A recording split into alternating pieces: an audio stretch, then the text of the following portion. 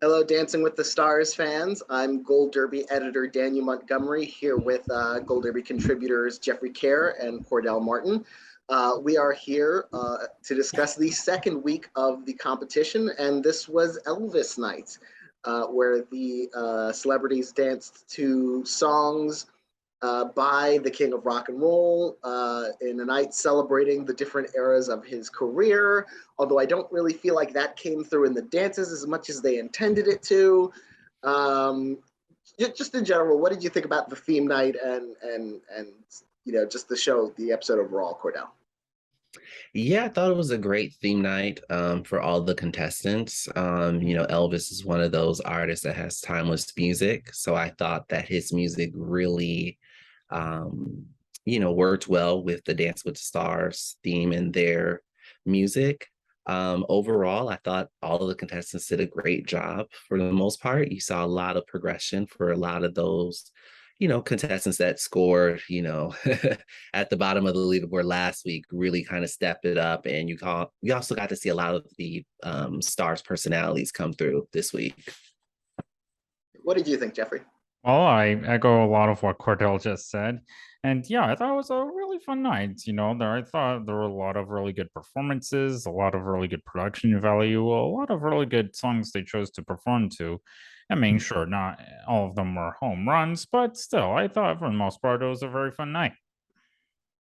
It was a fun night, I think, and I feel like maybe it's just going from 16 to 15, or the fact that my internet was working the whole time this time, but it felt like a much more orderly, Mm-hmm. much less rushed affair than it was in the season premiere, where it just felt like they were running out of time an hour into the show. So this felt like it had a little bit more room to breathe, and there should be more now that we're down from 15 to 14. So we'll Mhm. get a little bit more from the contestants in the skybox, more from the judges, hopefully. So that'll be fun. Now the night did end in some suspense. We had, we'll talk about the elimination right now. It was between Cheryl Ladd and Teresa Giudice. Once again, in the bottom two, Cheryl, this was her first time in the bottom two. Cordell, you thought Cheryl was going to be a goner, and it turned out to be Teresa. What did you think about that decision? You know, after seeing the results, I'm not surprised. I think the judges knew if they would have saved Teresa, she only would have been back in the bottom next week. So it was just kind of like, let's just end this journey for her instead of just prolonging it. So looking at that, I kind of figured, it only made sense for Teresa to go. For Cheryl, I don't know if she'll have the fan support. I mean, just looking at the dances, I think once again, a lot of the female contestants are going to have a hard time really connecting with the audience and really just getting that audience support. I think a lot of the males, what works for them is that a lot of them don't have the dance experience. So seeing their growth throughout each week is really going to help them. And a lot of them have that personality factor too, that you may not see with someone like a Jesse James, who I think will probably be next in Jeopardy. So, What did you think about the elimination, Jeffrey? Well, I'm not really sad to see Teresa go because while I thought she and Pasha improved a bit from last week, well, I still didn't think that was saying much regarding their dance from last night. And yeah, it was looking to be pretty suspenseful between who's going to go, her or Cheryl. But yeah, I'm glad Teresa is gone now. And well, I mean, I am a bit nervous for Cheryl moving forward. Well, how she's going to do next week because if she doesn't fare any better, then I could see her not only being back in the bottom two, but probably being next to go. mm-hmm. Yeah, I think it'll come down to how they choreograph, for how Louis choreographed for Cheryl next time. Because the first dance, Carrie Ann thought it was maybe a little too simple, and Cheryl's capable of more. Then Louis gave her more, and she made tons of mistakes. I felt so bad for her.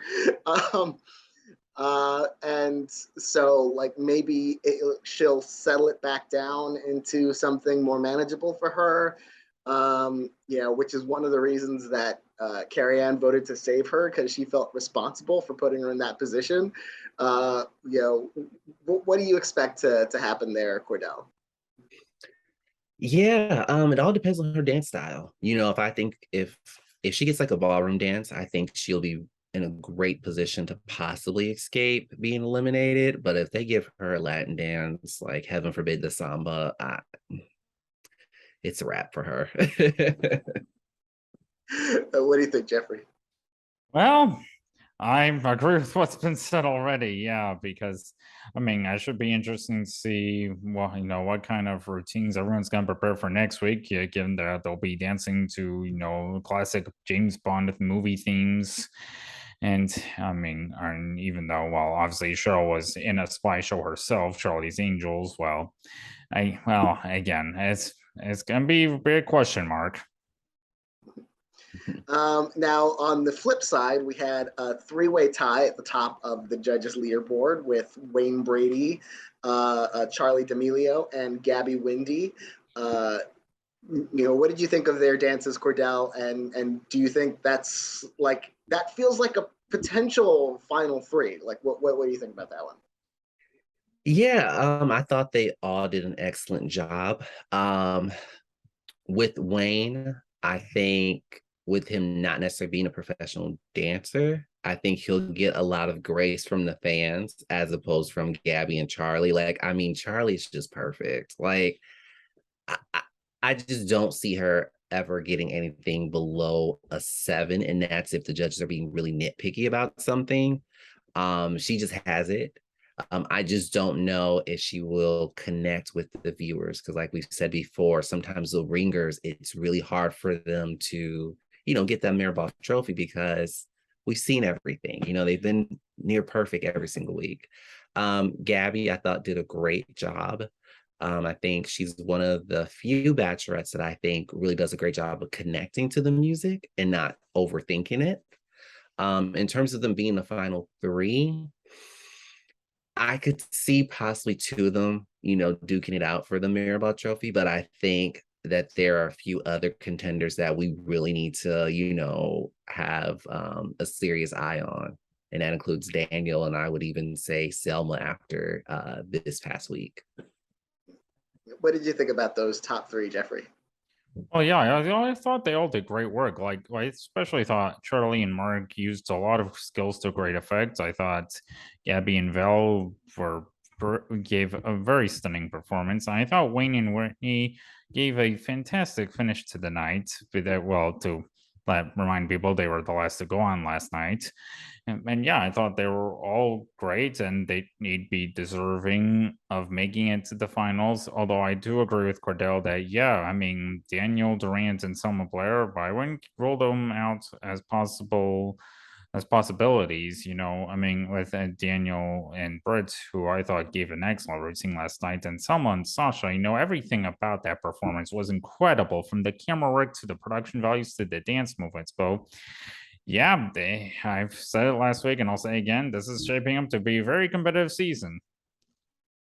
Yeah, it was really interesting. We will definitely talk about Daniel and Selma, because we were talking last week when we found out what their dances were, and they had jives. It's like, would they be able to handle them? Daniel, because he doesn't have hearing, so he can't, like, how is he going to stay on beat? And Selma, because of her multiple sclerosis, it really inhibits some of her movement. And they both handled it about as well as you can handle it. Like, what the judges or what the producers threw at them in terms of dance style in week 2. It was, and both of them have, like, Selma has the emotional connection, and Daniel has the charisma. Mm-hmm. Talk a little bit more about the sort of, what impression they made on you, Cordell. Yeah, to your point, I didn't know how the dances were gonna, work out for them. But first off, kudos to their professional partners. I think, the key with Dance with Stars and becoming a champion is that partnership, and having, a pro that understands the strengths of their, celebrity and what makes them, click with the audience. And I think they both did a great job in really highlighting both of them. And what I also love about Daniel and Selma is just that they just go for it, and I think that's something that every single celebrity that participates on the show, just have fun with it. Once you let go, hey, the rest is history. And so I think they both proved that, once you just have fun and lay it out there on the floor, everything else will fall into place. Yeah. What impression do they make on you, Jeffrey? Well, I guess I'll add to that. They're proving to be some underdogs, like, the disabilities they have, as the fact that they've managed to overcome those disabilities to do as well as they've done so far. I think that's really going to give them strong rooting factors moving forward. And speaking of not a disability per se, but certainly an ailment, we had our first COVID absence of the season with Daniela Karagach had to bow out of this episode because of a COVID diagnosis. So her celebrity, Joseph Baina, had to perform with one of the troupe members who had to learn the routine very suddenly. So that was very difficult. I thought given the circumstances, I thought they did pretty well. It'll be interesting to see if Joseph comes down with COVID, because that happened with Cheryl Burke and Cody Rigsby last season, how, Cheryl got COVID and then Cody was diagnosed afterwards. So that'll be interesting to see. It'll be interesting to see if Pasha, Daniela's husband, who was masked, as we saw as one of the close contacts, what'll happen with him. Although now he can stay home and convalesce, thankfully. So what did you think about that routine and the circumstances around it, Cordell? Yeah, I thought Joseph handled himself well, all things considered. He's definitely someone that could be a, dark horse in the competition. I'm not sure if he has what it takes to beat the other couples that we've mentioned earlier, but he's definitely someone I can see sticking around a lot longer than, one would anticipate once his name was announced as a cast member. What did you think of him, Jeffrey? Well, I thought Alexis did the best.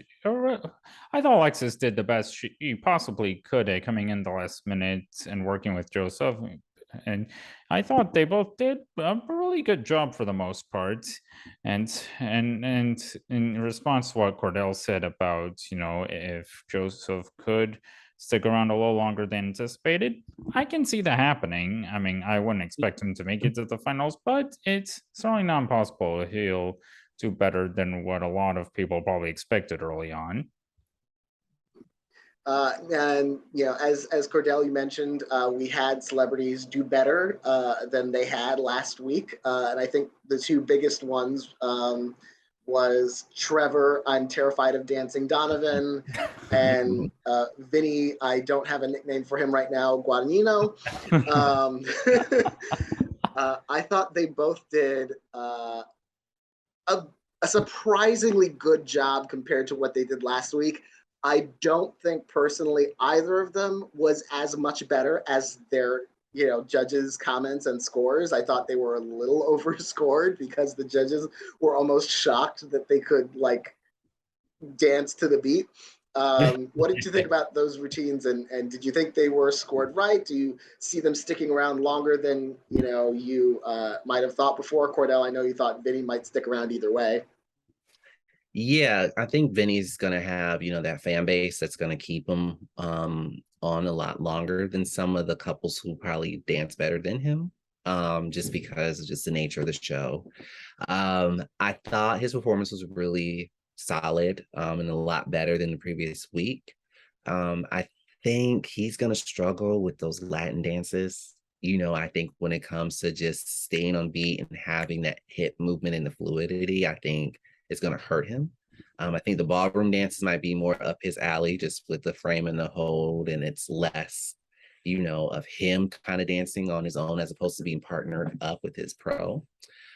Trevor, I was pleasantly surprised. I thought Trevor was going to be at the bottom of the leaderboard. I mean, he was working them hips like nobody's business, like his life depended on it. I thought it was a little overscored, and I think maybe the judges were just like blown away that he actually, had some kind of rhythm going on. I do see him struggling like Vinny with the other Latin dances. I think if the producers really like him, I think we'll probably see him do like a tango or some more ballroom dances in the next couple of weeks. And then once they're ready to get rid of him, he'll get like the samba or something along those lines. What did you think about those two, Jeffrey? Well, I thought Vinny and Coco, while the routine was a bit wonky in some places, it was still improvement from the week before. And Trevor and Emma, yeah, I think they've really grown exponentially from last week to some very, very good results last night. So, and I do agree with what Cordell said about Vinny saying, yeah, I can definitely see his fan base keeping him on a little longer than than probably necessary. But of course, we'll find out within the next few weeks or so, as well as how he and Coco improve. Possibly same with Trevor and Emma. Yeah, it should be interesting to see how they'll continue to grow moving forward. Yeah, we definitely know why Bruno gave Trevor a very high score, and I think we could probably expect to see Trevor's shirt open or off more often in the coming weeks. For that reason and others, I feel like Bruno was borderline, like on the cusp of getting an HR complaint from Trevor and Derek. What did you think about Bruno, Cordell? Bruno's just the life of the party. Like, it just comes with the territory. Like, you just never know what's going to come out that man's mouth. Yeah, so I'm not surprised by the comments. I mean, he just keeps things lighthearted and fun. So yeah, and it's equal opportunity. The good news is from him. Like he will objectify the women as well, even though he will. He would greatly prefer the men, it would seem. What did you think about him, Jeffrey? Well, I'll give him credit where credit's due, and really, I guess, being, I guess keeping everyone, all the contestants, I guess hopeful about their future this season, as well as being encouraging of them, and hey, well, I'm sure they'll be happy to take his, I guess, comments than Len's. Yeah, that's probably, Trevor would probably prefer to be objectified with an 8 than, judged on just his dancing ability with a 7. So yeah, that'll probably help.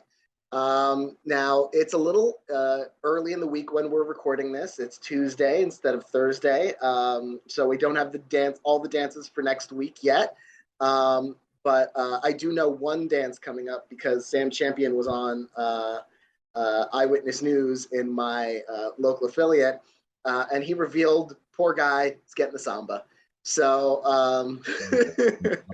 we'll see if he's still around this time after Bond Week.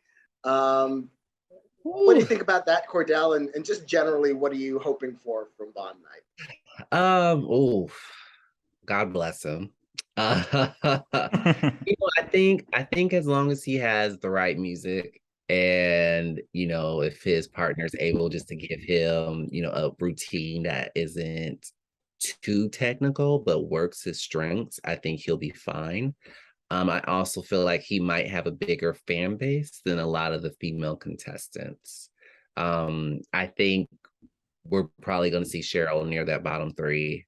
I think Jessie is someone else who's been kind of forgettable, unfortunately. And then I could see someone like a Heidi and maybe Jordan. Although I think Jordan is a really great natural dancer. She hasn't really been able to kind of pop and kind of, solidify herself as a contender just yet. So I'm afraid that if she goes early again and gets so scores, she might see herself in that bottom three. So, but I could be pleasantly surprised, but I would say we'll probably see 3 women again in the bottom 3 next week. What are you looking forward to, Jeffrey? Well, I'm looking forward to seeing what songs which pairing is going to get which classic Bond song, like, who's going to get, like Skyfall or No Time to Die or Writings on the Wall. And, well, I guess I hope for everyone involved that their routines for the most part will be stirred, not shaken. That's a great place to end this, I think. I want to thank Jeffrey and Cordell once again for joining me. Thanks to everyone for watching. We will be watching out with bated breath to find out what those routines are for next week. And then we will see you next week, and you will see us next week when we talk about James Bond night. So see you then.